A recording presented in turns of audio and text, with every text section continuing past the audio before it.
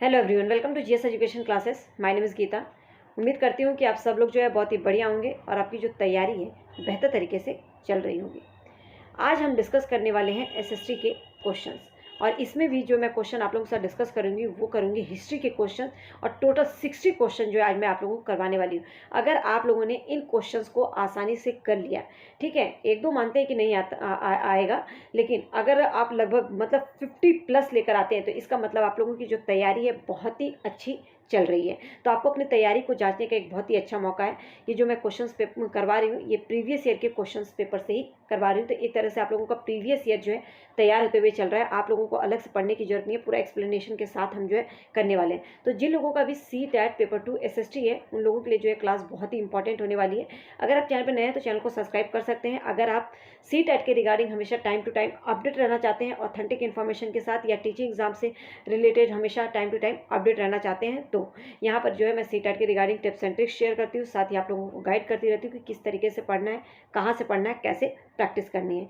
तो आप जो है जुड़ सकते हैं। तो चलिए स्टार्ट करते हैं। हम सब लोग जानते हैं कि जो SST है, CTET पेपर 2 SST 60 मार्क्स का जो है आता है, और 60 मार्क्स में 20 मार्क्स की आपको केवल पैडागोजी आती है। पैडागोजी की भी क्लासेस मैंने आप लोगों को दी है और बताया कि किस तरीके से इसके क्वेश्चंस की प्रैक्टिस आप लोगों को करनी है, किस तरह से आप लोगों को क्वेश्चंस आते हैं, ठीक है। लेकिन एक क्लास और मैं दूंगी, ठीक है। और इसके अलावा जो है 40 मार्क्स की जो आपकी NCERT से आता है, इसमें जो है हिस्ट्री, ज्योग्राफी, सिविक्स, तो 14 मार्क्स केवल हिस्ट्री से आते हैं। तो हिस्ट्री के लिए जो है आज हम 60 क्वेश्चंस करने वाले हैं। इसके बाद आप लोगों को पता चल जाएगा कि आपकी हिस्ट्री की तैयारी किस तरह की है, ठीक है। तो चलिए स्टार्ट करते हैं। ये सब तो रही बातें। पहला क्वेश्चन देखिए क्या है। निम्न शुरुआती नगरों में से किस स्थान से कपड़े के टुकड़े के अवशेष चांदी के एक फूलदान के ढक्कन से चिपके हुए मिले? कितना इजी क्वेश्चन है। क्लास 6 की क्लास 6 की जो हिस्ट्री है उसी से जो है ये क्वेश्चन है, और मैंने ये क्वेश्चन पहले भी करवाया है और आप लोगों को जब पढ़ाया था तभी भी बताया था। क्लास 6 और 7th क्लास की हिस्ट्री पूरी कंप्लीट करवा चुकी थी, और उसमें आप लोगों को बार बार कहती थी कि आप लोगों को जो है NCERT पे फोकस करना है। टेलीग्राम से आप लोग नोट्स लेकर एक बार जो से गो थ्रू जरूर हो जाइएगा, एक बार रीड जरूर कर लीजिएगा अगर आप चाहते हैं SST में एक अच्छा स्कोर करना, तो ठीक है। तो ये जो है कपड़े के टुकड़े के अवशेष जो है चांदी के फूलदान के ढक्कन के साथ मिले थे, वो है मोहनजोदड़ो से। हड़प्पा, लोथल, कालीबंगा नहीं, मोहनजोदड़ो से। लोथल याद रखिएगा एक बंदरगाह है, ठीक है। नेक्स्ट क्वेश्चन देखते हैं। आधुनिक भारत की लिपियां जैसे देवनागरी, बंगाली, तमिल का विकास डैश लिपि से हुआ था। जो देवनागरी है, बंगाली, तमिल है, इनका जो विकास हुआ था वो किस लिपि से हुआ था? संस्कृत से हुआ था, प्राकृत, लैटिन या ब्राह्मी? तो याद रखिएगा इन सभी लिपियों का विकास जो है ब्राह्मी लिपि से हुआ है। संस्कृत, प्राकृत, लैटिन से नहीं, कौन सी लिपि से? ब्राह्मी लिपि से, ठीक है। तो ये फैक्चुअल क्वेश्चन है, इसमें कुछ भी बताने की जरूरत नहीं है ऐसा।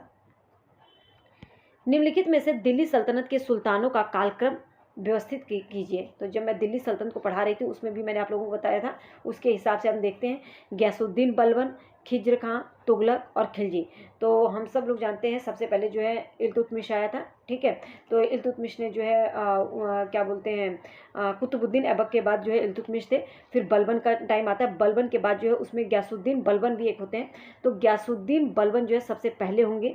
खिज्र खां नहीं आते। फिर उसके बाद जो है फिरोज शाह और अलाउद्दीन खिलजी की बात करें तो सबसे पहले अलाउद्दीन खिलजी वंश आता है, फिर तुगलक वंश आता है, ठीक है। फिर उसके बाद जो है खिज्र खां जो कि आपके लोधी वंश में आए थे, तो ये जो है खिज्र खां लास्ट में आएंगे। तो सबसे पहले गयासुद्दीन बलबन, फिर उसके बाद जो है अलाउद्दीन खिलजी, फिरोज शाह तुगलक वंश में, और खिज्र खां लोधी वंश में। तो ये हमारा चौथे पर आ जाएगा। तो 1 4 3 2 कहाँ पर है? 1 4 3 2 आपका थर्ड ऑप्शन जो है यहाँ पे करेक्ट होगा। तो उम्मीद करती हूँ कि ये क्वेश्चन जो आप लोगों को अच्छे से आता होगा। अभी तक जो है सब हमें इजी क्वेश्चन मिल रहे हैं। नेक्स्ट देखते हैं। ये भी बहुत ही ईजी है, ये भी हम पहले कर चुके हैं। निम्नलिखित को मिलाएं। देखिए मैं इसीलिए बहुत ज़्यादा आप लोगों को प्रैक्टिस पे जोर दे रही थी, और मैंने बहुत हिस्ट्री की भी प्रैक्टिस करवाई है आप लोगों को, ज्योग्राफी की भी प्रैक्टिस करवाई है। कल सिविक्स की आप लोगों की मैं प्रैक्टिस कराऊंगी, और कोशिश रहेगी कि मैं 60-70 क्वेश्चन जो है कराऊँ, जिससे कि आपका ऑलमोस्ट जो है चीज़ें कवर हो जाएँ, ठीक है। 13 मार्क्स जो है आपकी सिविक्स से आता है। तो बस जुड़े रहिए, आप लोगों को यहाँ से जो है पूरा एक्सप्लेनेशन के साथ चीज़ें जो है बताने वाली हूँ, ठीक है। तो देखिए नेक्स्ट क्वेश्चन क्या है। बाणभट्ट, तो बाणभट्ट की जो है इसमें जो है सही मिलान करना। अशोक घोष थे, हरिश्चंद्र थे, रवि कीर्ति, ये जो है कवि थे। इन्होंने किसकी रचना की थी? तो बाणभट्ट ने जो है किसकी रचना की है? ये है बाणभट्ट, और इन्होंने जो है रचना की थी किसकी, बुद्धचरित की, हर्षचरित या पुलकेशन द्वितीय की प्रशस्ति या समुद्रगुप्त की प्रशस्ति। तो याद रखिएगा जो बाणभट्ट हैं उन्होंने जो है हर्षचरित की रचना की थी। अश्वघोष की बात आती है तो अश्वघोष ने जो है बुद्धचरित की। हरिशेन, और अगर हरिशेन की बात करें तो हरिशेन ने समुद्रगुप्त की प्रशस्ति और रवि कीर्ति पुलकेशन द्वितीय की प्रशस्ति को लिखा है। तो यहाँ पे कौन से किससे मैच होता है, देखिए यहाँ पे थर्ड वाले से, तो थर्ड ऑप्शन जो है करेक्ट होगा। नेक्स्ट क्वेश्चन नंबर 5, किस भाषा का एक रूप मागधी मतलब मगही है, किस भाषा का, तो पाली का, प्राकृत, मैथिली, ब्राह्मी।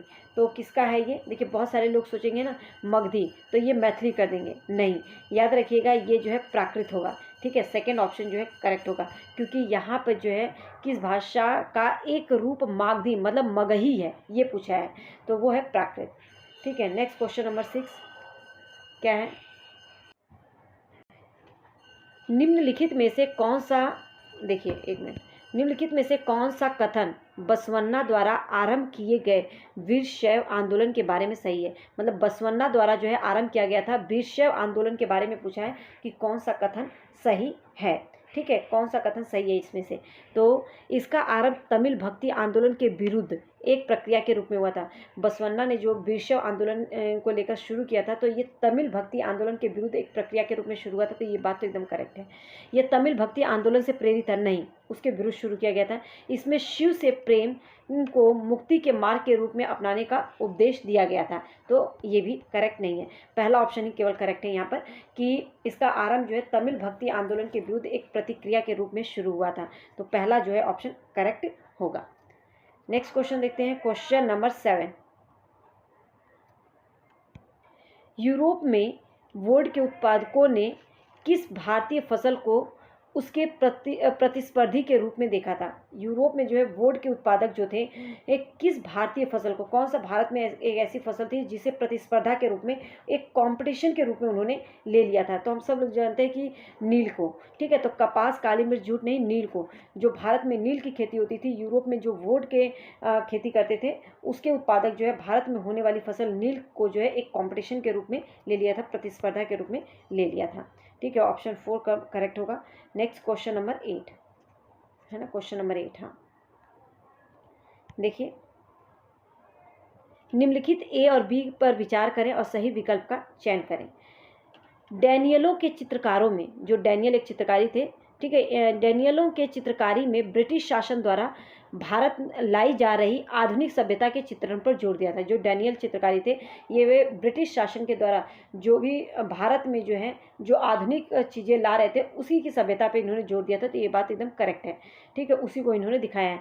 डैनियलों ने अपने सुरम्य परिदृश्य चित्रकारी में भारत की पारंपरिक जीवन को पूर्व आधुनिक, निरंतर और गतिहीन प्रस्तुत किया है, तो ये भी चीज़ एकदम करेक्ट है। ठीक है, तो यहाँ पे ए और बी दोनों सही है, देखिए कहाँ पर है, तो थर्ड ऑप्शन जो है आपका करेक्ट होगा। नेक्स्ट, डैनियल के बारे में ये दोनों ही पॉइंट याद रखिएगा, कई बार जो है इससे क्वेश्चन घुमाकर आते हैं। नेक्स्ट क्वेश्चन नंबर 9, पश्चिमी शिक्षा के बारे में महात्मा गांधी के विचार के संदर्भ में ए और बी को पढ़ें और सही उत्तर का जो है चयन करें। ठीक है, गांधी जो है भारत में पश्चिमी शिक्षा के विरुद्ध थे। जो गांधी जी थे भारत में पश्चिमी शिक्षा के विरुद्ध थे, तो ये बात एकदम करेक्ट है। गांधी जी भारत में जो है पश्चिमी शिक्षा के विरुद्ध थे। वो क्या सोचते थे कि औपनिवेशिक शिक्षा ने भारतीयों के मस्तिष्क में हीनता का बोध पैदा कर दिया है। मतलब जो औपनिवेशिक शिक्षा है उसकी वजह से भारतीय अपने आप को कम आंकने लगे हैं और कहीं ना कहीं जो है अपने आप को जो है अपने मस्तिष्क को वो हीन की भावना में देखने लगे हैं, तो इसलिए जो है पश्चिमी शिक्षा के विरोधी थे महात्मा गांधी। तो दोनों बात करेक्ट है और बी जो है ए का सही व्याख्या भी कर रहा है। तो यहाँ पे देखिए ये तो ए बी को गलत बता दिया, दोनों सही है लेकिन व्याख्या सही नहीं है। थर्ड ऑप्शन जो है करेक्ट होगा कि गांधी जी जो है पश्चिमी शिक्षा के विरुद्ध थे और उनका विरुद्ध होने का मात्र एक कारण था कि औपनिवेशिक शिक्षा ने, उनको ऐसा लगता था जो औपनिवेशिक शिक्षा है वो भारतीयों के मस्तिष्क पर जो है हीनता का बोध पैदा कर दिया है। ठीक है, इसलिए। नेक्स्ट क्वेश्चन नंबर 10, अंग्रेजों द्वारा 1905 में जो बंगाल का विभाजन हुआ था उसका मुख्य कारण क्या है। अंग्रेजों के द्वारा क्या दिया गया था ये पूछा गया है। ठीक है, तो अंग्रेजों ने इसका क्या कारण दिया था। बंगाल उस समय एक बहुत बड़ा प्रांत था इसलिए उन्होंने किया था, नहीं। बंगाल के लोग यह मांग किए थे, बिल्कुल भी नहीं। प्रशासनिक सुविधा के लिए, ये भी नहीं। बंगाल के राष्ट्रवादियों के प्रभाव को कम करना और बंगाल के लोगों को विभाजित करने के लिए, बिल्कुल।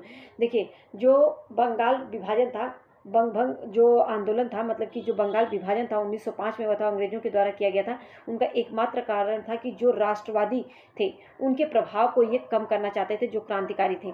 और इनका कहीं ना कहीं जो है बंगाल के लोगों को जो है, ये एक्चुअल बंगाल के जो लोग थे उनको विभाजित कर देना चाहते थे, ताकि जो है लोग बट जाएं, ठीक है। ना कि बंगाल के लोग ये मांग कभी भी नहीं किए, ना ही प्रशासनिक सुविधा। इन्होंने अंग्रेजों ने ये कहा कि ये प्रशासनिक सुविधा के लिए किया जा रहा है, लेकिन ये नहीं था मुख्य कारण। मुख्य कारण था कि राष्ट्रवादियों के प्रभाव को कम करना था और बंगाल के लोगों को विभाजित करना था। तो फोर्थ ऑप्शन जो है यहाँ पर करेक्ट होगा, ठीक है, बड़ा प्रांत होने के कारण नहीं। क्वेश्चन नंबर 11 देखिए क्या है, एक मिनट। हाँ, तो क्वेश्चन नंबर 11 क्या है, निम्नलिखित कथनों पर विचार करें और सही विकल्प का जो है चयन करें। देखिए, कांग्रेस के मध्यमार्गी धड़े ने ब्रिटिश शासन के अधीन सरकार और शासन में भारतीयों को और ज़्यादा प्रतिनिधित्व दिए जाने की मांग उठाई। तो बिल्कुल करेक्ट बात है। जो कांग्रेस के मध्यमार्गी लोग थे ना, इन्होंने ब्रिटिश शासन के अधीन जो सरकार और शासन में भारतीय लोगों को जो है ज़्यादा जो है प्रतिनिधित्व दिए जाने की मांग उठाई, मतलब भारतीयों का भी उसमें जो है प्रतिनिधित्व होना चाहिए। मध्यमार्गियों को ये लगता था कि अंग्रेज जो है स्वतंत्रता और न्याय के आदर्शों का सम्मान करते थे, ठीक है। तो ये दोनों ही सही है, और यहाँ पे जो है ए आर जो है ए का सही व्याख्या कर रहा है। तो देखिए कहाँ पर है, इसमें तो गलत बता दिया, व्याख्या सही नहीं है। फोर्थ ऑप्शन जो है करेक्ट होगा। नेक्स्ट क्वेश्चन नंबर 12, निम्नलिखित कथन ए और बी को पढ़ें, ठीक है। देखिए, 1971 में पाकिस्तान का विभाजन हुआ, बांग्लादेश अस्तित्व में आया।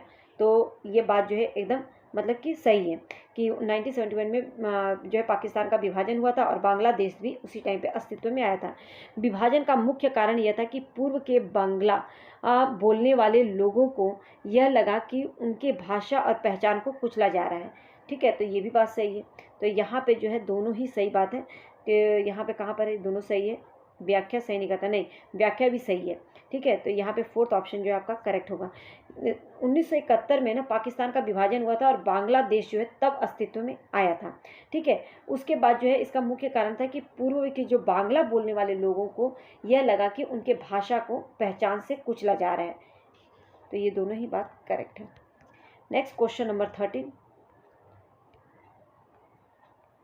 श्री नारायण गुरु ने जाति समानता आंदोलन की शुरुआत की थी। तो बिल्कुल श्री नारायण गुरु ने जो ये जाति सुधार आंदोलन शुरू किया था, जाति समानता के लिए, मंदिर प्रवेश से जो है इन्होंने शुरुआत की थी। मंदिर प्रवेश में इनका अहम योगदान था, मतलब अग्र भूमिका थी इनकी। और इसी के बाद जो है ये महात्मा गांधी जैसे लोगों के नज़रों में भी आए थे। तो केरल, कर्नाटक, महाराष्ट्र में नहीं, एक परमेश्वर के विचार को बढ़ावा देने के लिए, ठीक है। तो ये सही है, जाति विविधता के विचार का समर्थन करने के लिए, पश्चिमी शिक्षा को बढ़ावा देने के लिए नहीं था, बल्कि एक परमेश्वर के विचार को बढ़ावा देने के लिए, एक परमेश्वर को, ठीक है। नेक्स्ट क्वेश्चन नंबर 14, देखिए, वीरेशलिंगम पंतलू एक सुधारक थे, ठीक है। जो वीरेशलिंगम पंतलू थे ये एक सुधारक थे। बम्बई प्रेसिडेंसी से आते थे, बिल्कुल नहीं। जो वीरेशलिंगम पंतलू थे ये मद्रास प्रेसिडेंसी से आते थे। तो बम्बई प्रेसिडेंसी से आते तो ये तो वैसे ही गलत होगा। याद रखिएगा, ये मद्रास प्रेसिडेंसी से आते थे, तेलुगु भाषी इलाके से थे। इन्होंने विधवा विवाह के लिए अभियान चलाया था। इन्होंने महिलाओं की शिक्षा और विधवा पुनर्विवाह के लिए जो है अभियान चलवाए थे। महिलाओं की शिक्षा और विधवा पुनर्विवाह के लिए जो इन्होंने क्या किया था, अभियान चलाया था। तो याद रखिएगा ये, ठीक है। तो ये सेकंड ऑप्शन करेक्ट है। इन्होंने आर्य समाज की स्थापना की थी। तो हम सब लोग जानते हैं आर्य समाज की स्थापना स्वामी दयानंद सरस्वती ने की थी। ब्रह्म समाज की स्थापना राजा राम मोहन रॉय ने की थी। तो ये तो होगा ही नहीं ऑप्शन। ओके, तो अब नेक्स्ट क्वेश्चन देखते हैं। ये हमने नेक्स्ट प्रीवियस ईयर ले लिया, और जितने भी प्रीवियस ईयर करवा रही हूँ ये जो ऑनलाइन एग्जाम हुए थे वो हैं, ठीक है। तो नेक्स्ट क्वेश्चन क्या है, देखिए, संगम साहित्य की रचना और संकलन किस नगर के सम्मेलनों में की गई थी। कितना इजी क्वेश्चन है, इसके बारे में मैंने बताया था। संगम साहित्य की जो रचना और संकलन है ना, कि कौन से सम्मेलन में की गई थी, तो मदुरै सम्मेलन। याद रखिएगा, ये अरिकामेडु या कावेरीपट्टनम, अमरावती कुछ भी नहीं है। मदुरै सम्मेलन जो हुआ था उसमें जो है इसकी संगम साहित्य की रचना और उसका संकलन किया गया था। फैक्चुअल क्वेश्चन है, कुछ भी इसमें ऐसा नहीं है। नेक्स्ट क्वेश्चन देखते हैं। हाँ, बुद्ध निम्नलिखित में से कौन से कथन बुद्ध के विषय में सही है? कौन सा कथन जो है बुद्ध के विषय में सही है? तो बुद्ध ने अपना सर्वप्रथम उपदेश सारनाथ में दिया था, बिल्कुल करेक्ट बात है। बुद्ध को जो है निर्वाण की प्राप्ति हुई, जो ज्ञान की प्राप्ति हुई थी जिसे निर्वाण कहा गया, वो बोध गया में हुआ था। उन्होंने पहला उपदेश जो है सारनाथ में दिया था, तो ये सही है। बुद्ध ने अपना उपदेश संस्कृत भाषा में दिया था? नहीं, इन्होंने जो है अपना जो उपदेश दिया था तो क्या कहते हैं, संस्कृत में नहीं, पाली में दिया था। याद रखिएगा, किस में दिया था? पाली भाषा में। ठीक है।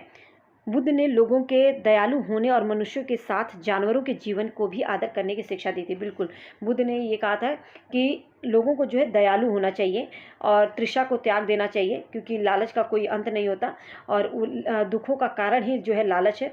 और अपने जीवन के साथ साथ, मतलब मनुष्यों के जीवन के साथ साथ जानवरों के जीवन का भी आदर करना चाहिए। तो ये भी बात करेक्ट है। बी तो आपका गलत हो गया, क्योंकि याद रखिएगा बुद्ध ने जो अपनी शिक्षा दी थी वो पाली में दी थी। बुद्ध मानते थे कि हमारे कर्मों के जो परिणाम हैं, चाहे वो अच्छे हो या बुरे, वर्तमान जीवन के साथ साथ बाद के जीवन को भी प्रभावित करते हैं। तो ये भी बात करेक्ट है। तो ए सी डी करेक्ट है। कहाँ पर है? फोर्थ ऑप्शन जो है आपका करेक्ट होगा। ठीक है, नेक्स्ट क्वेश्चन देखते हैं। क्वेश्चन नंबर 3 देखिए क्या है।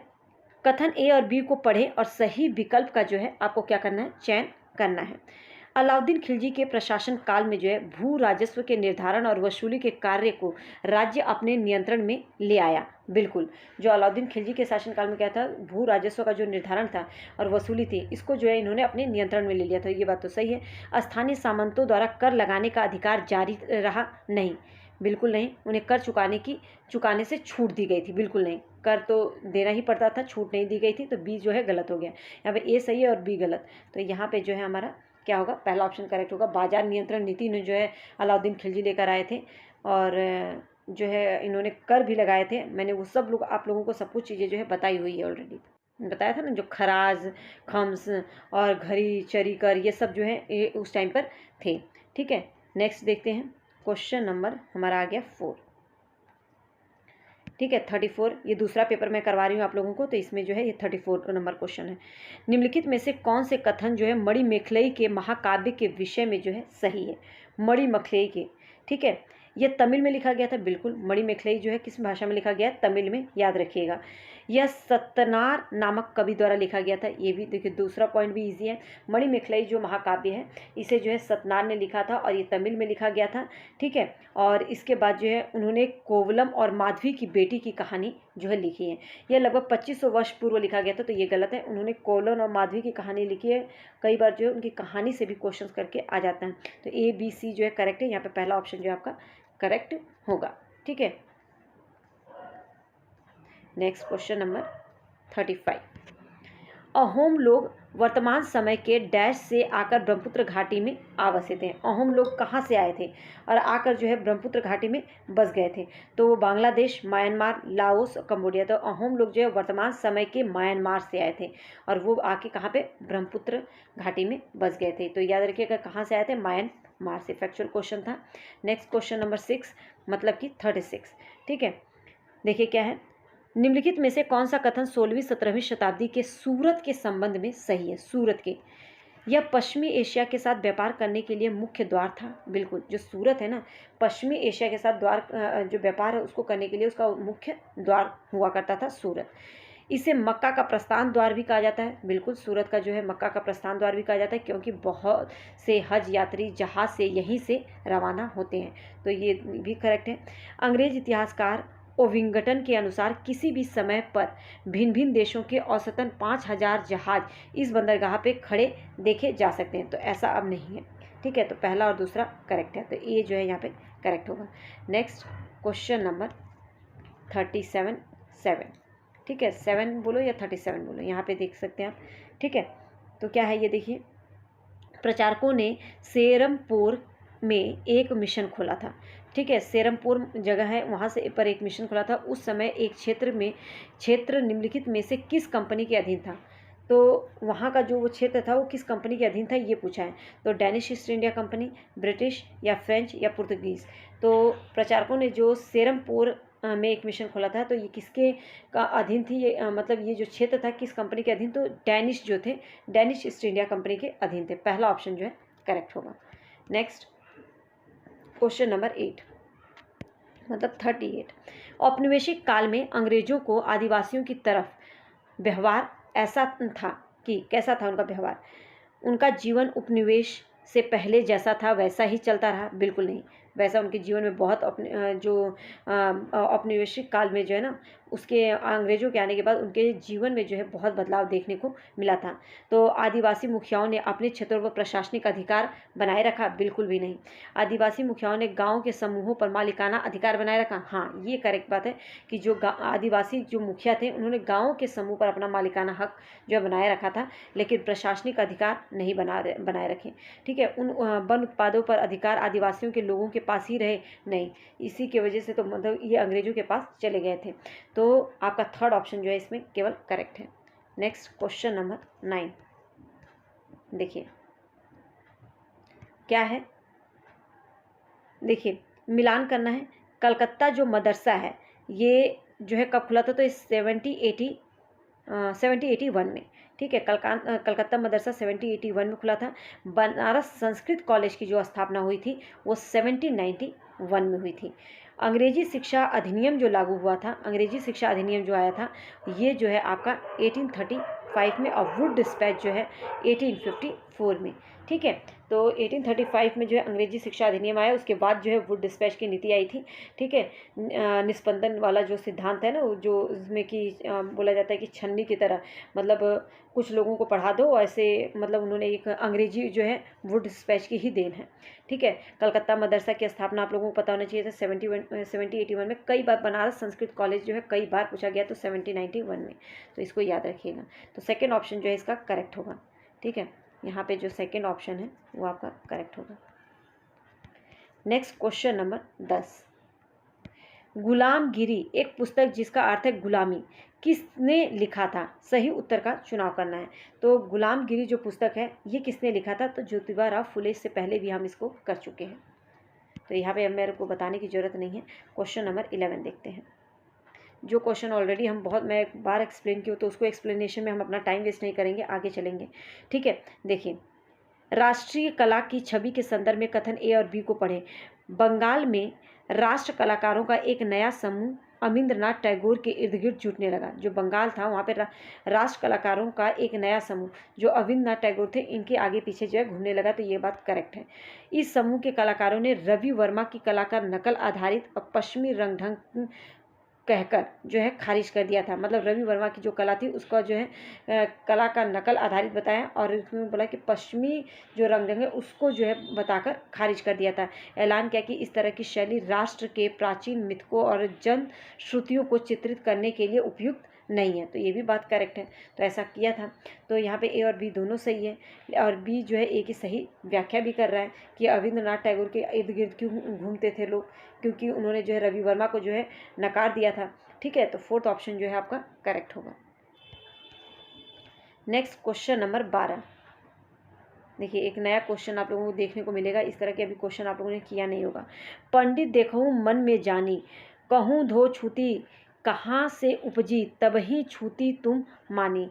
एक ही पाट सकल बैठाए छूती लेत, धो काकी।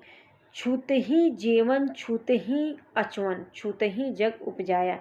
कहे कबीर ते छूती विवर्जित, जाके संग न माया। आपके विचार में शिक्षक को इस दोहे की व्याख्या छात्रों के संदर्भ में किस प्रकार करना चाहिए? आपके विचार से कैसा होना चाहिए?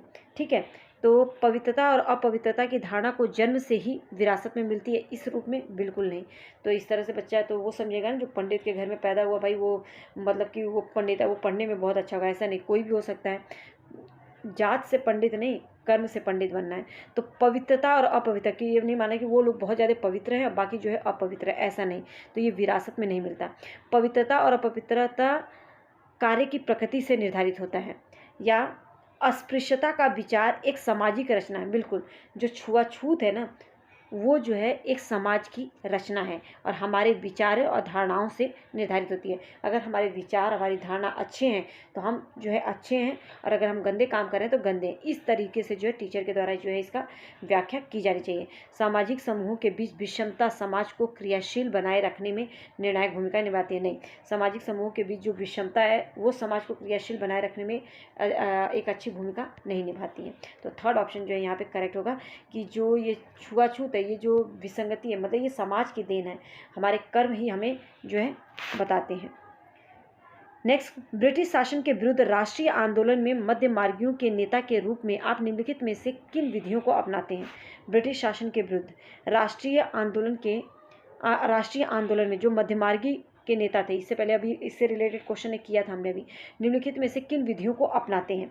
ठीक है, तो देखिए, अंग्रेजी सामान का बहिष्कार और अंग्रेजी संपत्ति पर हमला करना, ब्रिटिश विरोधी बैठकों में स्वशासन के लिए बहस करना, या भारतीयों पर ही रहे अन्याय की ओर ध्यान आकर्षित करने के लिए शासकों से याचना करना, या चित्तगोंग में विद्रोह का आयोजन करना। तो ब्रिटिश शासन के विरुद्ध जो राष्ट्रीय आंदोलन में मध्यमार्गी नेता थे, ये किन विधियों को अपनाते थे कि भारतीयों पर ही रहे अन्याय, जो हो रहे अन्याय, उसकी ओर जो है ध्यान आकर्षित करना, लोगों का जो है ध्यान आकर्षित करने के लिए शासकों से याचना करना। तो थर्ड ऑप्शन जो है करेक्ट है। मध्यमार्गी नेता जो है इसी तरह का कार्य करते थे, आपकी जो भारतीय लोग हैं जिन पे अन्याय हो रहा है उनकी ओर जो है ध्यान आकर्षित करवाना। ठीक है, क्वेश्चन नंबर 14 क्या है? मिश्रित अर्थव्यवस्था जो मॉडल है जो भारत ने स्वतंत्रता के बाद अपनाया था। ठीक है, मिश्रित अर्थव्यवस्था जो मॉडल है योजना आयोग के तहत जो है इसको अपनाया गया था। तो इसमें जो स्वतंत्रता के बाद भारत में अपनाया गया था वह किन से बना था? जो मिश्रित अर्थव्यवस्था ये किन से बना था? आधुनिक और परंपरागत उद्योग से, या सार्वजनिक और निजी क्षेत्र, कृषि उद्योग, या विदेशी और घरेलू? तो याद रखिएगा, जो मिश्रित है ना, ये सार्वजनिक और निजी क्षेत्र से, मतलब सरकारी और जो प्राइवेट है उन दोनों को मिला के। तो दूसरा ऑप्शन जो है करेक्ट होगा।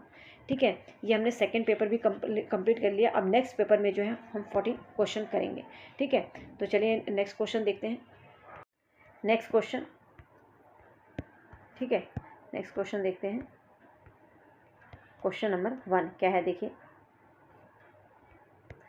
मध्य पाषाण युग को निम्न में से किस परिवर्तन द्वारा अंकित किया जाता है? तो मध्य पाषाण युग जो था वह युग था जिसमें जो है बहुत ज़्यादा जलवायु परिवर्तन हुआ था। तो जलवायु परिवर्तन के कारण जो है उस टाइम पे मछलियों का बहुत ज़्यादा पनपना और घास का उगना, ये सब जो है देखने को मिला था। तो देखते हैं, घास वाले मैदान बनना, अर्धशुष्क क्षेत्रों का बनना, अत्यधिक वन उन्मूलन, या ग्रह पर तापमान का और ठंडा होना। नहीं, तो जो जलवायु परिवर्तन हुआ था उसके कारण जो है घास वाले मैदान बनने लगे थे। तो पहला ऑप्शन जो है करेक्ट होगा। ठीक है, नेक्स्ट सेकंड क्वेश्चन देखते हैं। क्वेश्चन नंबर 2 क्या है? आखेटक संग्राहकों द्वारा रहने के लिए, जो आखेटक संग्राहक थे इनके लिए रहने के लिए एक विशेष स्थल का चयन करने हेतु वैध कारणों में से निम्नलिखित में से कौन सा कारण हो सकता है? मतलब जो आखेटक संग्राहक लोग थे इनको अगर किसी विशेष स्थान का चयन करते थे तो इनमें से कौन सा कारण था? अच्छी गुणवत्ता वाले पत्थरों की उपलब्धता, या स्थानीय जनजातियों के साथ घनिष्ठता, भगवान और अन्य शक्तियों का भय, समूह में मुखिया का निर्माण। देखिए, भगवान और अन्य शक्तियों का भय इस तरह का कुछ भी नहीं है। समूह में मुखियों का जो निर्णय होता था वो भी नहीं काम इनके जो आखेटक संग्राहक के लिए वैल्यू रखता था, ना ही स्थानीय जातियों के साथ घनिष्ठता का संबंध था। ये जो है जहाँ पर भी इन्हें जो है अच्छी गुणवत्ता वाले पत्थर उपलब्ध होते थे वहाँ पर जो है ये अपना स्थान चुन लेते थे। तो पहला ऑप्शन भी इसका करेक्ट है। नेक्स्ट क्वेश्चन नंबर 3 क्या है? देखिए, निम्नलिखित में से किस बंदरगाह में जिसका उल्लेख संगम कविताओं में मिलता है? अब आप लोगों को पता होना चाहिए संगम कविताओं का जो है रचना या संकलन जो किया गया था कौन से उसमें किया गया था? तो वो याद रखिएगा, मदुरै में। ठीक है, अभी मैंने बताया था ये। तो पूर्वी तट पर व्यापार के प्रमाण मिले हैं। तो संगम कविताओं में मिलता है कि पूर्वी तट पर व्यापार के प्रमाण मिले हैं। तो कौन सा है? धरणीकोटा, पुहार, मदुरै, या काकोई? देखिए, कविताओं का जो संकलन है वो मदुरै में किया गया था। ठीक है, लेकिन यहाँ पे पूर्वी तट पर व्यापार की बात की गई है तो वो है पुहार। क्या है? पुहार। नेक्स्ट क्वेश्चन नंबर 4 हाँ क्या है? देखिए, एक मिनट, थोड़ा ऊपर कर लेते हैं। ऑप्शन में दिख जाएगा। हाँ, क्या है, भारतीय उपमहाद्वीप में प्रारंभिक नगरों के संदर्भ में मिलान करना है। ठीक है, उपयुक्त विकल्प का चयन करना है। जो नगर दुर्ग था कहाँ पे थे, तो नगर दुर्ग जो बनाए गए थे ये लोथल में, हड़प्पा, कलिबंगा या मोहनजोदड़ो। तो हम सब जानते हैं कहाँ पर, मोहनजोदड़ो में नगर दुर्ग देखने को मिले। अग्निकुंड, अग्नि के अवशेष जो है, अग्नि के राख जो मिले थे वो कालीबंगा। ठीक है, भंडार गृह की बात करें तो जो भंडार गृह है वो कहाँ पे मिले हैं, तो वो आपका जो है हड़प्पा। ठीक है, और अगर बंदरगाह, लोथल एक क्या है, बंदरगाह। तो यहाँ पे कौन सा सही हो, नगर दुर्ग का फोर्थ कहाँ पर है, यहाँ पे 2 में फोर्थ आ रहा है। अग्निकुंड जो है कालीबंगा सेकंड, थर्ड, देखिए थर्ड किस में है, तो पहले में ही थर्ड आ रहा है, तो पहला ऑप्शन जो है इसका करेक्ट होगा। इस तरीके से अगर आपको मतलब इनमें से 2 भी पता होगा ना तो भी आप इस तरह के क्वेश्चंस कर लेंगे। देखिए नगर दुर्ग पता है, लेकिन यहाँ पे हमें 2 जगह दिखा, तो हमारा 2 में से अब हमें अब एक नेक्स्ट भी हमें पता होना चाहिए। अब अग्निकुंड भी हमें पता है कि कालीबंगा है इसका थर्ड, तो अब कहीं पर भी जो है जो फोर्थ था उसमें जो है थर्ड नहीं है, इसमें क्या है, दूसरे का पहला है, तो हमें पता चल गया, आगे देखने की जरूरत नहीं है। ठीक है, तो इस तरह से जो है आप जल्दी क्वेश्चंस कर सकते हैं। क्वेश्चन नंबर 5, देखिए निम्नलिखित कथन ए और आर को पढ़िए, उपयुक्त विकल्प का चयन कीजिए। महावीर और बुद्ध दोनों ही आध्यात्मिक ज्ञान की प्राप्ति के लिए घरों का त्याग किया जाता है। ये कथन है कि हम सब लोग जानते हैं कि जो महावीर थे और बुद्ध थे, इन्होंने जो है ज्ञान की प्राप्ति के लिए अपने घर का त्याग कर दिया था, तो ये करेक्ट है। ठीक है, उनका मानना था कि संघ में रहने के लिए अपने घरों का त्याग करने वाले ही सच्चा ज्ञान प्राप्त कर सकते हैं, तो ये भी बात करेक्ट है। उन्होंने ऐसा कहा था कि अगर आपको ज्ञान प्राप्त करना है तो अपने घर का त्याग जो है आपको करना ही पड़ेगा। तो ए और आर दोनों सही है, आर जो है एक ही सही व्याख्या कर रहा है, तो यहाँ पे पहला ऑप्शन में ही ये बात कही गई है। नेक्स्ट क्वेश्चन नंबर 6, कथक के संबंध में निम्नलिखित कथनों पर विचार कीजिए और उपयुक्त विकल्प का चयन कीजिए। क्या है, उपयुक्त विकल्प का चयन कीजिए। देखिए, मुगल सम्राटों एवं उनके अभिजातों के दरबारों में कथक नृत्य प्रस्तुत किए जाते थे, तो क्या ये सही है, बिल्कुल सही बात है। जो मुगल सम्राट थे उनके दरबार में जो है ये जो कथक नृत्य प्रस्तुत किए जाते थे। नेक्स्ट, 15वीं और 16वीं शताब्दी में कथक एक विशिष्ट नृत्य शैली के रूप में धारण करने लगा था। ठीक है, नृत्य शैली के रूप में जो है कथक धारण करने लगा था, तो ये भी करेक्ट है। कथक को 19वीं और 20वीं शताब्दियों में अधिकांश ब्रिटिश शासकों ने पसंद किया, नहीं, 15वीं-16वीं शताब्दी की बात सही है कि उस टाइम पे जो है कथक जो है एक नृत्य शैली का रूप धारण कर लिया था, लेकिन इसे जो है ब्रिटिशों ने जो है पसंद किया था, ऐसा नहीं है। तो 1 और 2 सही है, तो थर्ड ऑप्शन जो है यहाँ पर करेक्ट होगा। क्वेश्चन नंबर 7, हाँ क्वेश्चन नंबर 7 क्या है, देखिए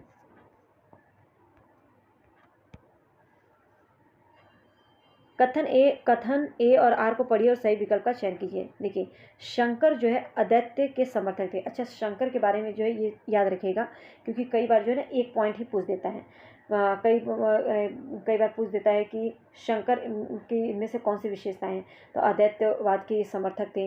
उनके अनुसार जीवात्मा और परमात्मा दोनों ही परम सत्य थी, दोनों एक ही, वो दोनों को एक ही मानते थे, तो ये बात सही है। ठीक है, शंकर ने क्या बताया कि हमारे ओर जो चारों ओर जो है संसार को मिथ्या माना है, झूठ माना है, और उन्होंने कहा कि मोक्ष प्राप्त करने के लिए संसार का जो है परित्याग करने का उपदेश दिया है। अगर आपको मोक्ष प्राप्त करना है तो संसार का त्याग कर दो, तो ये शंकर के बारे में दोनों ही लाइन सही है, और यहाँ पे आज जो है एक ही सही व्याख्या कर रहा है। उनके हिसाब से जीवात्मा और परमात्मा दोनों सत्य है और दोनों एक ही है। ठीक है, नेक्स्ट क्वेश्चन नंबर 8, निम्नलिखित में से किस व्यवस्था के अंतर्गत सिखों ने किसानों की उनकी उपज का 20% कर के रूप में लेकर बदले में उन्हें संरक्षण प्रदान किया था? तो निम्नलिखित में से किस व्यवस्था के अंतर्गत सिखों ने जो है किसानों से 20% लिया था? कौन सी? जत्था, खालसा, चौथ, या देखिए चौथ तो इसमें होगा नहीं, जत्था, खालसा, राखी, तो याद रखिएगा राखी के तहत जो है 20% उन्होंने जो है लेकर सिखों ने किसानों से लिया और उनकी जो है रक्षा करने का उन्हें संरक्षण प्रदान किया था। ठीक है, क्वेश्चन नंबर 9, निम्नलिखित में से किस समाज सुधारक ने प्राचीन ग्रंथों का उपयोग यह सुझाव देने के लिए किया कि विधवाएं पुनर्विवाह कर सकती हैं? जो विधवा हैं वो पुनर्विवाह कर सकती हैं। तो स्वामी दयानंद सरस्वती, तो स्वामी दयानंद सरस्वती सबसे पहले तो जान लीजिए कि उन्होंने जो है किसकी स्थापना की थी, आर्य समाज की स्थापना की थी। राजा राम मोहन राय ने ब्रह्म समाज की स्थापना की थी। वीरेशलिंगम जो थे ये क्या थे, तो ये जो है जो वीरेशलिंगम थे ना, ये महिलाओं की शिक्षा और विधवाओं के पुनर्विवाह के लिए जो इन्होंने कार्य किया था। ठीक है। ईश्वर चंद्र विद्यासागर की अगर हम बात करें तो इन्होंने जो है विधवा पुनर्विवाह अधिनियम लागू करवाया था 1856 में, याद रखिएगा, कई बार पूछा जाता है। और इन्होंने जो है विधवा पुनर्विवाह के लिए जो है बहुत ही सपोर्ट किया था इन्होंने, मतलब कि इनकी वजह से ही ये जो है अधिनियम लागू हो पाया था। तो विधवा पुनर्विवाह का जो सुझाव है ये जो है ये जो है ईश्वर चंद्र विद्यासागर ने, समाज सुधारक थे। इन्होंने प्राचीन ग्रंथों का उपयोग एक सुझाव के रूप देने के लिए जो है इन्होंने विधवाओं का पुनर्विवाह कर सकती हैं ये कहा था। ठीक है। 1856 में जो है ये अधिनियम लागू हुआ था। Next question number 10।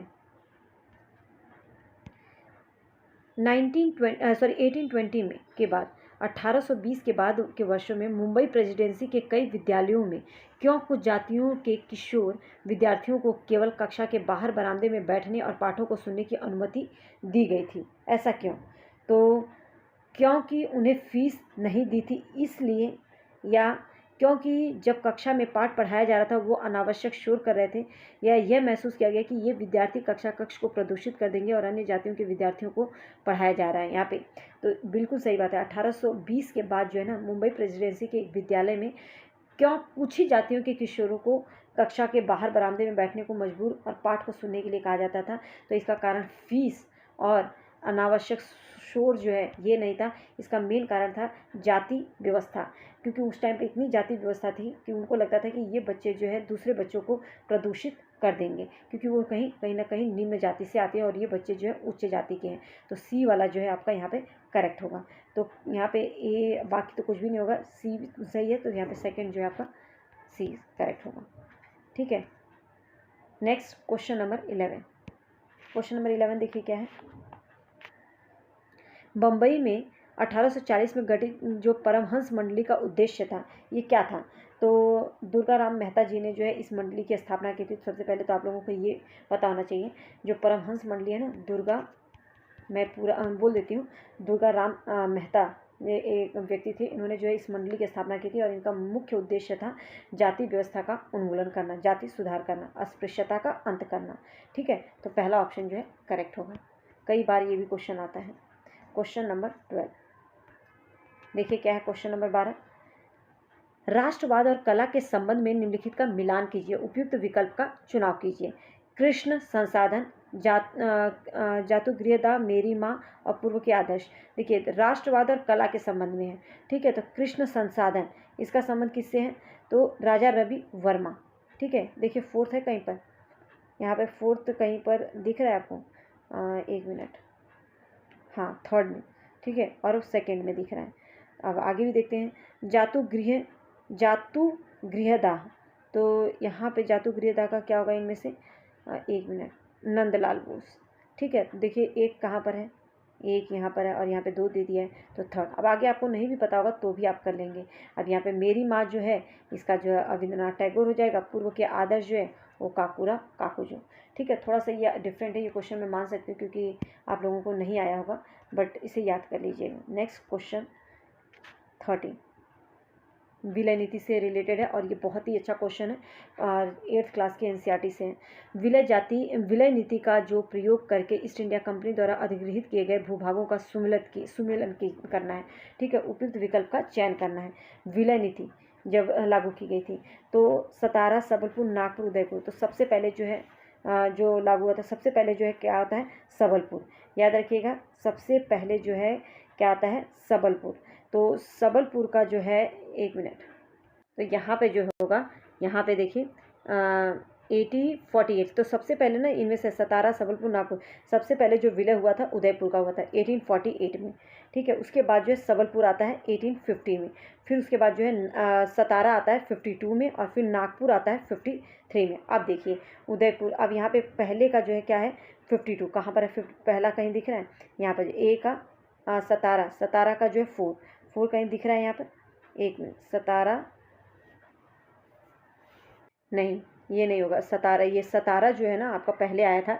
एक मिनट, यहाँ पे जो है कुछ गलत हुआ है। एक मिनट, देखिए जो सतारा है ना, सतारा का जो है ये इसका जो विलय हुआ था सतारा का, ये हुआ था 48 में। ठीक है, सतारा फिर आता है आपका उसके बाद सबलपुर। सबलपुर की अगर हम बात करें तो इसका जो है 50 में आया था। ठीक है, 50 में इसका हो गया था। फिर नागपुर की अगर बात करें तो नागपुर जो है 53 में हुआ था।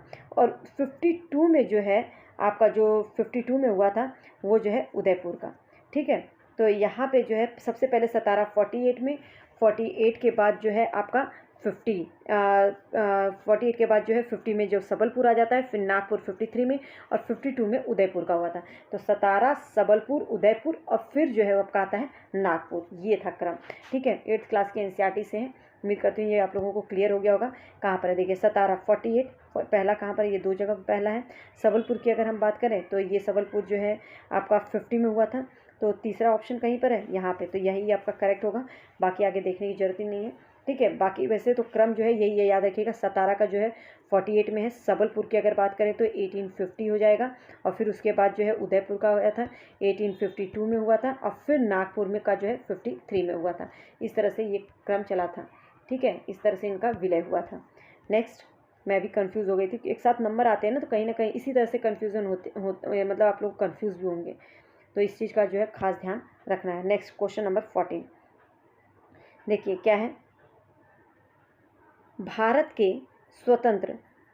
के स्वतंत्र राष्ट्र बनने के बाद भाषा के आधार पर राज्यों के गठन के संदर्भ में निम्नलिखित कथनों पर विचार कीजिए। निम्न कथनों में से कौन से कथन जो है सही हैं? ठीक है, तो जवाहरलाल नेहरू और वल्लभ भाई पटेल भाषा के आधार पर राज्यों के गठन के जो है विरुद्ध थे। तो ये बात एकदम करेक्ट है कि जवाहरलाल नेहरू और वल्लभ भाई पटेल ये जो है नहीं चाहते थे कि भाषा के आधार पर जो है राज्यों का गठन हो। ठीक है, आंध्र प्रदेश भाषाई विचारों पर आधारित पहला राज्य बना। बिल्कुल, आंध्र प्रदेश जो है पहला राज्य बना था। और 1852 में राज्य पुनर्आयोग का गठन किया गया था, नहीं। तो यहाँ पे जो है पहला और दूसरा जो है आपका करेक्ट है। देखिए थर्ड ऑप्शन जो है करेक्ट होगा। अब हम नेक्स्ट पेपर करते हैं। नेक्स्ट क्वेश्चन देखिए, ये नेक्स्ट पेपर है। ठीक है, हम लोग ने इस तरह से 4 पेपर जो है आज कर लिया है। और ये 4 पेपर के बाद आप लोगों को पता चल गया होगा कि आपकी तैयारी जो है किस लेवल की है, आपका स्कोर क्या रहा, जरूर जो है आप लोग जो है बताइएगा। ठीक है, और वीडियो पसंद आ रही हो, आप लोगों को लग रहा है कि आपकी तैयारी जो है मतलब बूस्टअप हुई है, आपकी तैयारी जो है आगे बढ़ी है, तो आप जो है जुड़ सकते हैं। कॉमेंट करके जरूर बताइएगा कि क्या है, कैसा क्या रहा आप लोगों का लेवल। ठीक है, देखिए क्वेश्चन क्या है। पहला क्वेश्चन इसमें हम करते हैं। तो जैसे जैसे लोगों ने पशुओं को पालतू बनाना आरंभ किया था, पालतू पशु धीरे धीरे जंगली पशु से इस रूप में भिन्न होते गए। मतलब जैसे जैसे लोगों ने पशुओं को पालतू बनाना आरंभ किया, पालतू पशु जो है धीरे धीरे जंगली पशुओं से जो है अलग होते गए। तो बिल्कुल सही बात है। एक आप पालतू कुत्ता देखेंगे और एक बाहर जो स्ट्रीट डॉग होगा, उसमें दोनों में कितना डिफरेंस होता है। तो उनके दांत छोटे होते गए, उनकी सींग छोटे होते गए। तो क्या है इसमें सही? तो ये दोनों ही बातें सही। जो पालतू थे ना, उनके दांत भी और उनके सींग दोनों ही छोटे होने लगे, जो बजाय कि जो जंगली होते थे। तो यहाँ पर ए और बी दोनों सही है। ठीक है, नेक्स्ट क्वेश्चन देखते हैं। क्वेश्चन नंबर 2 मुगल शासन के बारे में है। देखिए क्या है। मुगल शासकों के अभियानों के संदर्भ में निम्नलिखित का मिलान कीजिए और उपयुक्त विकल्प का चुनाव कीजिए। चंदेरी का युद्ध, चौसा का युद्ध अहमनगर के राज्य से में मिला लिया गया, बीजापुर को राज्य में मिला लिया गया। चौसा युद्ध भी बताया हुआ है, चंदेरी युद्ध भी आप लोगों को बताया गया है। ये दो डिफरेंट है, तो इसको हम जो है देखेंगे। ठीक है, तो देखिए सबसे पहले जो है अगर मैं बात करूं तो चंदेरी युद्ध, तो चंदेरी युद्ध जो हुआ था वो आपका हुआ था 1528 में। चौसा युद्ध की बात करें तो ये हमारा 1539 में हुआ था। ठीक है, सबसे पहले चंदेरी युद्ध, फिर ये हो गया आपका चौसा युद्ध। अहमदनगर को जो राज्य में मिलाया गया था वो जो है 1632 में मिलाया गया था। बीजापुर को राज्य में जब मिलाया गया था वो 1685 में मिलाया गया था। दूसरा सही होगा। तो यहाँ पे देखिए चंदेरी पहले का 4th कहीं पर दिख रहा है, यहाँ पे 2nd ऑप्शन में। तो पहले का 4th यही दिख गया, तो आपको बाकी तो देखने की जरूरत ही नहीं है। 2nd ऑप्शन जो है करेक्ट होगा। वैसे मैं ऑलरेडी सब कुछ बता चुकी हूँ। ठीक है, नेक्स्ट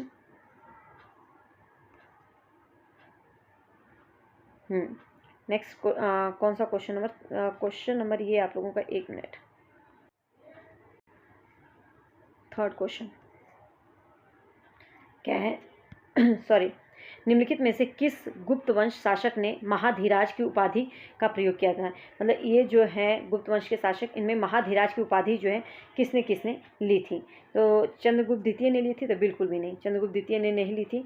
समुद्रगुप्त ने महाधीराज की उपाधि ली थी। विष्णुगुप्त भी नहीं, विष्णुगुप्त कौन थे? चाणक्य थे। फिर चंद्रगुप्त और समुद्रगुप्त, इन दोनों ने जो है महाधीराज की उपाधि ली थी। ठीक है, तो बी और डी, समुद्रगुप्त और चंद्रगुप्त। तो यहाँ पे कहाँ पर है? फोर्थ ऑप्शन जो है करेक्ट होगा। नेक्स्ट क्वेश्चन नंबर 4 देखते हैं, मतलब कि 34। मध्यकालीन भारत के इतिहास के संदर्भ में पित्रा ड्यूरा से क्या तात्पर्य है? पित्रा ड्यूरा क्या है? ठीक है, तो देखिए, यह एक प्रकार के कपड़े पर जटिल डिज़ाइन थी जो मुगलों के अधीन दक्कन और आसपास के इलाकों में लोकप्रिय थी। यह उत्कीर्ण संगमरमर और बलुआ पत्थर पर रंगीन और कठोर पत्थरों को दबाकर बनाए गए सुंदर अलंकृत नमूने थे। मुगल विवाह की रस्मों के दौरान बजाए जाने वाले वाद्य यंत्र तो था नहीं, एक प्रकार के रंगीन चित्र जो ईरान के मुगल दरबार में लाया गया था। नहीं, जो पित्रा ड्यूरा था ना, ये जो है एक संगमरमर के पत्थर पर, जो बलुआ पत्थर होता था, उस पर एक रंगीन और कठोर पत्थरों को दबाकर एक डिज़ाइन बनाई जाती थी। ठीक है, तो यहाँ पे सेकंड ऑप्शन जो है करेक्ट होगा। और ये जो है आप देखेंगे, जो शाहजहाँ का जो दरबार था ना, शाहजहाँ का जो आप लाल किला में जाएंगे तो वहाँ पे जो है शाहजहाँ का जो बैठने का जगह था, उसके जो उसकी कुर्सी बोलते हैं, या उसका जो आसन था जहाँ पे बैठता था, उसमें जो है इसका काम किया गया था पित्रा ड्यूरा का। ठीक है, next question number 5। Question number 5 क्या है? क्षेत्रीय संस्कृतियों के संदर्भ में निम्नलिखित का मिलान कीजिए और उपयुक्त विकल्प का चुनाव कीजिए। ठीक है, महोदयपुरम क्या होगा इसका आंसर? महोदयपुरम का, तो महोदयपुरम का जो है, महोदयपुरम कहाँ पर? केरल में। ठीक है, कहाँ पर है? केरल में। अनंत वर्मन जो है, इसका क्या होगा? उड़ीसा। अनंत वर्मन कहाँ पर है? उड़ीसा में। मंगल काव्य की अगर बात करें तो ये जो है बंगाल, बसोहली कांगड़ा शैली।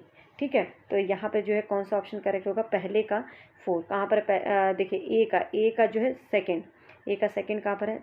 ये 2 जगह पर है सेकंड। और फिर अनंत वर्मन की बात करें तो उड़ीसा, तो बी का 1 केवल एक ही जगह पे, तो मतलब फोर्थ ऑप्शन जो है करेक्ट होगा। Next question number 6।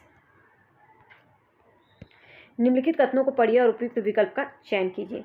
आर्यभट्ट ने लिखा कि दिन और रात पृथ्वी के अपने धुरी के चक्कर काटने की वजह से होता है। तो क्या ये बात सही है? बिल्कुल, आर्यभट्ट ने ये बात सही बताई कि दिन और रात जो होता है पृथ्वी का अपने अक्ष पर घूमने के कारण होता है। ठीक है, आर्यभट्ट ने ग्रहण के बारे में वैज्ञानिक तर्क दिया था, तो ये बात भी एकदम करेक्ट है कि उन्होंने जो बताया था कि इसका जो है एक वैज्ञानिक कारण है जो ग्रहण लगता है। ठीक है, तो ये जो है, ये भी मैं आप लोगों को जो है ज्योग्राफी में क्लियर कर चुकी हूँ, क्योंकि इसको समझाऊंगी तो बहुत, सूर्य ग्रहण और चंद्र ग्रहण क्यों होता है, किस तरह से जो है ज्वार भाटा आता है, इन सब चीज़ों का एक अपना वो है, तो इसको मैं ऑलरेडी आप लोगों को करवा चुकी हूँ। तो यहाँ पे अब मैं समझाने के लिए नहीं, अब समझाऊंगी नहीं, क्योंकि बहुत टाइम लग जाएगा। ठीक है, तो ए और बी दोनों ही इसके फैक्ट सही हैं। Next question number 7। देखिए, इनमें से कौन सही सुमिलित नहीं है? कौन सा सही सुमिलित नहीं है ये पूछा है। मणिग्राम और नांदेसी व्यापार संघ थे, बिल्कुल। शिशक्ते व नस्तलीक ये लेखन की शैली थी, ये भी बात सही है। वेट्टी और कदमई भूमि की श्रेणियाँ थी, नहीं, वेट्टी और कदमई जो है एक कर था। ठीक है, मोवेंदेर और अरैयार ये उपाधियाँ थी, बिल्कुल सही है। तो थर्ड वाला जो है सही नहीं है, कि वेट्टी जो है एक तरह का कर था, ना कि भूमि की श्रेणियाँ थी। Question number 8। देखिए 8 क्या है?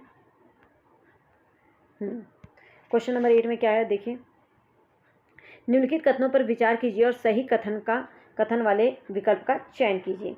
तो क्या है इसके अंदर? इलाहाबाद में अशोक स्तंभ और सम्राट अशोक के बारे में सूचना प्रदान करता है। जो इलाहाबाद का अशोक स्तंभ है, ये सम्राट अशोक के बारे में सूचना प्रदान करता है। अशोक स्तंभ पर जो अभिलेख हरिश्चंद्र द्वारा एक काव्य के रूप में लिखा गया है। प्रशस्तियों में जनसाधारण और सामाजिक जीवन के बारे में लिखा गया है। तो इनमें से कौन सा सही है? तो इसमें से जो है आप लोगों का इलाहाबाद में अशोक स्तंभ के सम्राट अशोक के बारे में सूचना प्रदान करता नहीं। अशोक स्तंभ अभिलेख जो है हरिश्चंद्र द्वारा एक काव्य के रूप में लिखा गया। सेकंड ऑप्शन जो है यहाँ पे करेक्ट है।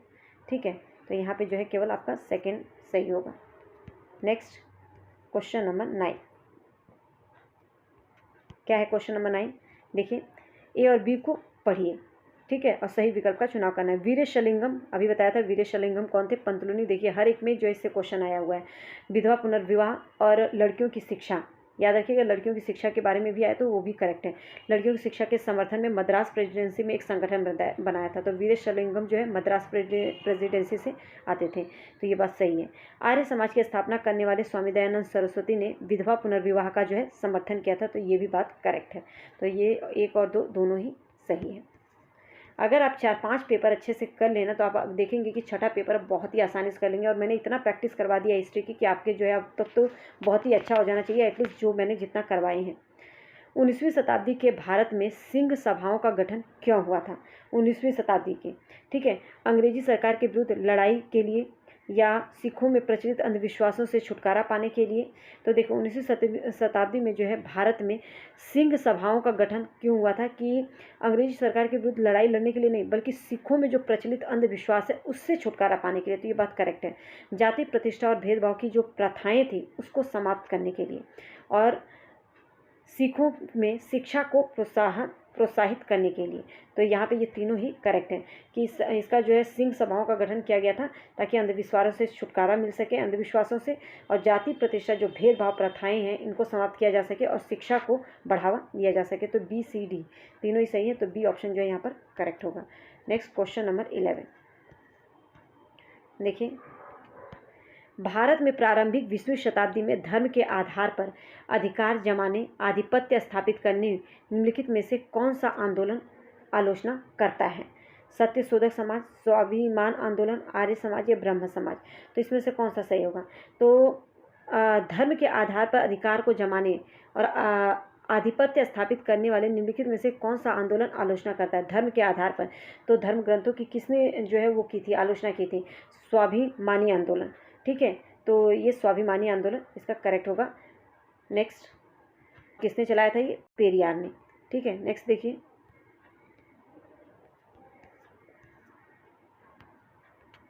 एल्बर्ट बिल के संदर्भ में निम्नलिखित में से कौन सा कथन सही नहीं है? ठीक है, इस विधेयक में प्रावधान किया गया था, जो एल्बर्ट बिल है इसमें प्रावधान किया गया था कि भारतीय न्यायाधीश भी ब्रिटिश और यूरोपीय व्यक्तियों पर मुकदमा चला सकते हैं। तो बिल्कुल करेक्ट बात है। जो एल्बर्ट बिल है इसके जब ये लागू किया गया था तो इसके में ये प्रावधान किया गया था कि जो भारतीय न्यायाधीश है ये भी ब्रिटिश या यूरोपीय व्यक्तियों पर जो है क्या मुकदमे चला सकते हैं। यह विधेयक में प्रावधान किया गया था कि भारतीय न्यायाधीश ब्रिटिश और यूरोपीय व्यक्तियों पर मुकदमे नहीं चला सकते, तो ये गलत है, ये आपका सही नहीं है, चला सकते हैं। बिल भारतीय और ब्रिटिश न्यायाधीशों के बीच समानता स्थापित करने के लिए की गई थी और भारत में काम कर रहे अंग्रेजों ने सरकार को इस बिल को लाने की मांग की थी। तो ये दोनों ही बात सही है, ये आपका गलत है सेकेंड ऑप्शन, कि इसमें यह प्रावधान किया गया था कि भारतीय न्यायाधीश जो है ब्रिटिश या यूरोपीय व्यक्तियों पर मुकदमा नहीं चला सकते, ऐसा नहीं है, वो चला सकते हैं। ये समानता लाने के लिए ही ये जो है बिल लागू किया गया था और इसमें स्पेशली जो है भारत में जो काम कर रहे अंग्रेजों ने ये मांग की थी इस बिल की।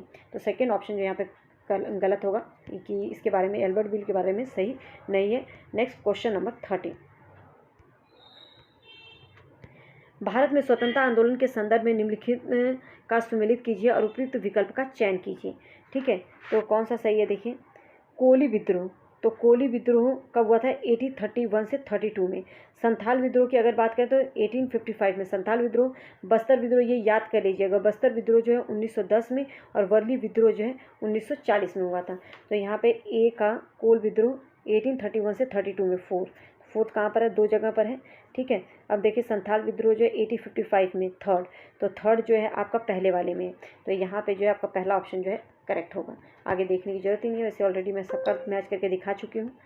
नेक्स्ट, निम्नलिखित में से किस नए राज्य का गठन 1 अक्टूबर 1853 में किया गया था? बहुत ही अच्छी बात है। पहला भाषा के आधार पर बनने वाला पहला जो राज्य था वो था आंध्र प्रदेश और इसका जो है 1853 में जो है इसका गठन किया गया था 1 अक्टूबर। तो थर्ड ऑप्शन जो है इसका करेक्ट होगा। तो उम्मीद करती हूँ कि ये जो मैंने कई तो एक्स्ट्रा जो एक्सप्लेनेशन दिया, जो आप लोगों के मिला के मतलब लगभग पूरे आप लोगों के 50 क्वेश्चन जो है ये आपके 60 क्वेश्चन जो है हो गए, क्योंकि हमने 4 पेपर किया था, 14 क्वेश्चन थे। तो आपके एक तरह से जो है ये पूरे क्वेश्चन पेपर जो है 56 क्वेश्चन जो है हमने किए थे। बाकी जो एक्स्ट्रा फैक्ट्स हमने देखा, तो एक तरह से आप लोगों के जो चीज़ें मैंने बताया तो उसको मिला ले तो हमारा 60 क्वेश्चन जो है यहाँ पे तैयार होता है। तो उम्मीद करती हूँ कि इसके बाद जो है आप लोगों को पता चल गया होगा कि आपकी हिस्ट्री की जो तैयारी है वो किस लेवल की है। अपना स्कोर जरूर बताइएगा और कैसे रही क्लास ये भी बताइएगा, सजेस्ट कीजिएगा, ताकि मैं नेक्स्ट क्लास जो है आप लोगों का कल सिविक्स की क्लास होगी और उसमें जो पॉलिटिक्स में जो है पूरा मैं जो है टॉप 60-70 क्वेश्चन आप लोगों को करवाने वाली हूँ, जिससे कि आप लोगों को जो है अच्छे से आप उसमें जो है अगर 13 मार्क्स का आता है तो 10 प्लस लेकर आएँ, और इतना आसानी से जो है आप लेकर आ सकते हैं, इतना बहुत ज़्यादा हार्ड नहीं है। बस आप जो है ऐसे ही अपना पढ़ते रहिए। बस एनसीईआरटी बार बार मैं कहती हूँ, एनसीईआरटी ज्योग्राफी का भी अभी तक नहीं पढ़ा है तो टेलीग्राम से जो है पूरे नोट्स डाउनलोड करके फाइल्स में जाके पूरे नोट्स आप लोगों को मिल जाएंगे, डाउनलोड करके पूरा ज्योग्राफी कर लीजिए। ज्योग्राफी को मैंने बहुत बेहतर तरीके से आप लोगों को करवाया था, उसके एक भी क्वेश्चन आप लोगों को गलत नहीं होने चाहिए। एनसीईआरटी बेस्ड क्वेश्चन की प्रैक्टिस भी करवाई थी, बस उसको भी कर लेंगे ना, क्योंकि जो उसमें मैंने एक्सप्लेनेशन दिया है वो बहुत मेन है। अब यहाँ पे हम क्वेश्चन, क्योंकि प्रीवियस ईयर क्वेश्चन कर रहे हैं तो यहाँ पे ज़्यादा एक्सप्लेनेशन मैं नहीं दे सकती, ज़्यादा देंगे तो पूरा हम जो है कवर नहीं कर पाएंगे, फिर तो 2 ही पेपर करवा पाऊंगी। अभी हमें जो है ज़्यादा से ज़्यादा जो है पेपर जो है कवर करना है। तो यहाँ पे जो है आप लोगों का प्रीवियस ईयर जो है हमने 4 प्रीवियस ईयर क्वेश्चन पेपर किया है, ठीक है। तो उम्मीद करती हूँ कि आप लोगों के लिए क्लास बहुत ज़्यादा हेल्पफुल रही होगी, और अगर लगता है हेल्पफुल तो लोगों के साथ जरूर शेयर कीजिएगा, और चैनल पर नए हैं तो चैनल को सब्सक्राइब कर सकते हैं। कीप सपोर्ट, आप लोगों को यहाँ से बेस्ट स्टडी मटेरियल मैं प्रोवाइड करने की कोशिश करूँगी। All the best. और पूरे जो है टैग वर्ड्स आप लोगों को अब आने शुरू हो जाएंगे, 3 सब्जेक्ट का टैग वर्ड्स दे चुकी हूँ, बाकी जो है बहुत जल्दी कल से मिलने शुरू हो जाएंगे।